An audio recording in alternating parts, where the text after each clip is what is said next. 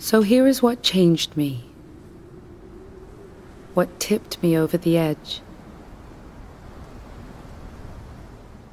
The experience that drowned me, forever changing the way I saw the world.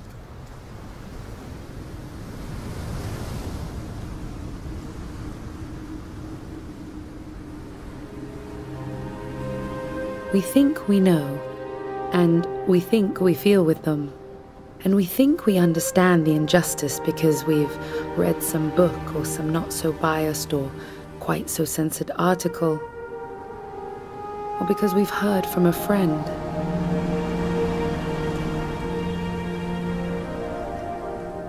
But there is so much more. We have merely dipped our toes into the gentle tide of this colossal injustice.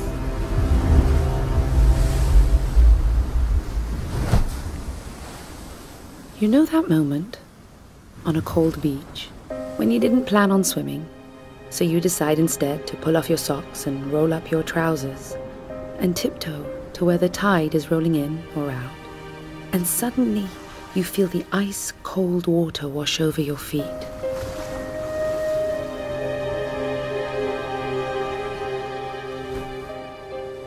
And right then,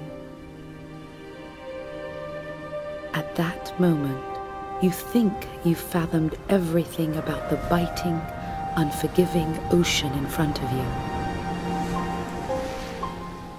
But of course you don't, and you won't, until you leave the shore and hold your breath and submerge yourself in it.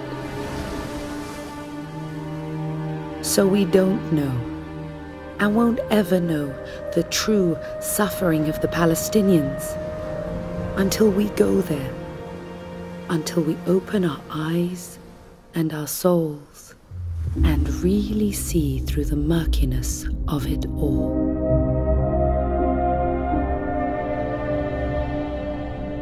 Be mindful though, because the injustice creeps up on you like harmless distant waves that moments later come crashing, unrelenting over you and leave you gasping for breath. How could this be happening? How can this be accepted? Why doesn't the world do something to stop this? Frustrations, hypocrisy, human rights abuse, double standards, racism, the torrent is unceasing.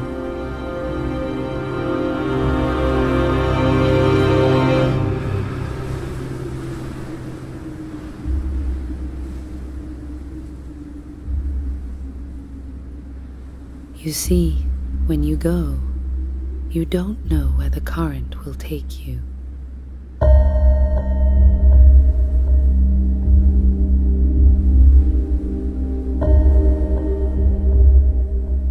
What I witnessed burnt my eyes far more than the saltiest sea. But open your minds, no matter how painful it stings, and try live for a moment in their fractured world as they are forced to. Look into their eyes, hear their voices, understand their story. Look at what was stolen, what their fears are. Look at what pressure and humiliation they are made to drown in every day. Don't close your eyes. Don't turn away. Look. In the end, you might experience or see things more sad or harsh or brutal than I did. Every journey into this injustice is unpredictable.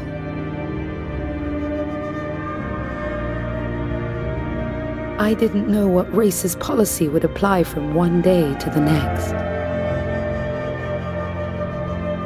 I didn't know if I would be kept at any given checkpoint for 10 minutes or 10 hours.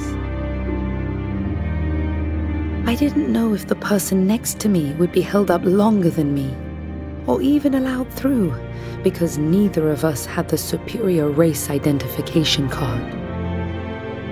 I didn't know if the soldiers ordering me about and all those around me actually feel stranded by their role and have nightmares about what they've been told and trained to do. Or if they really do see the Palestinians as animals, welcoming their role in drowning them in deliberately degrading procedures. And if that were the case, and someone rightfully were to get emotional or understandably express anger at being kept in the burning sun for hours, or at not being allowed through to work again, or to see their family, or even make it to a hospital to give birth, that these soldiers could beat them mercilessly until the blood soaked their clothing, and there's nothing they would be able to do to defend themselves.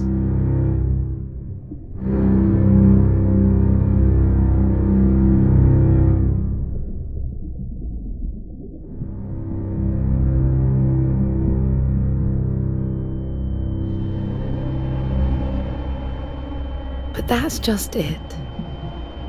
The confusion and vulnerability of everything. I was there, and nothing was for certain.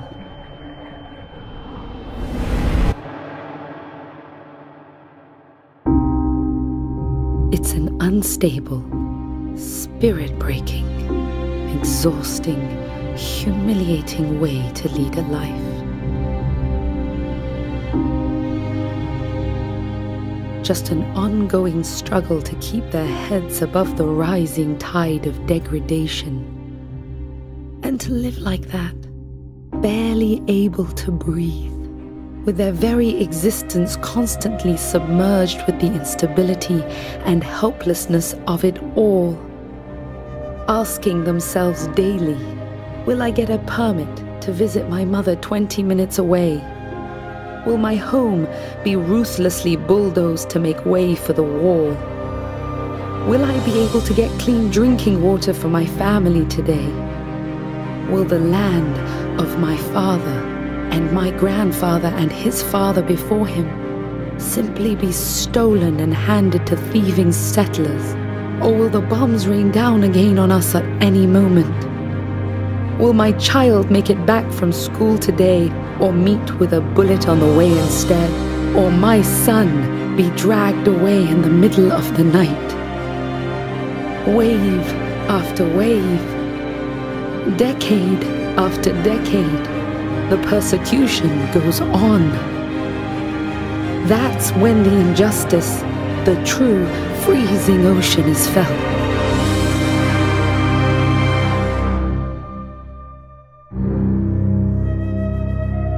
When we go, and we see, and sadly, painfully drown with them into the depths and darkness of their suffering.